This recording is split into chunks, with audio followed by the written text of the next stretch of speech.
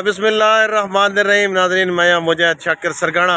नाज़रीन जी अज की वीडियो है बड़ी खास वीडियो है क्योंकि ये जो 5 दोस्त हैं ये गुंग हैं बहर तो इन्हां दा इतना आपस रिलेशन है कि ये एक दूए नाल जड़ा है मिलन आन के साथी अब्दुल हकीम विचों कई किदों कई आपस मिल रहे हैं जी।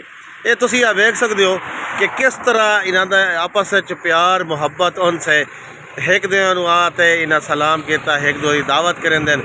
ये इतने 8-10 ऐसे बंदे हैं जड़ा गूंगे गूंगे आपस इन्हों का फेसबुक ते वीडियो ते आपस लिंक च राबते च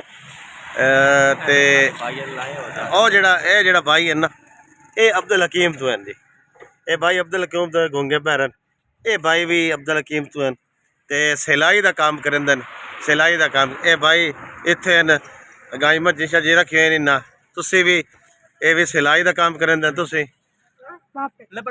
ये डबल रोटी वगैरह का जोड़ा काम करें दें जी।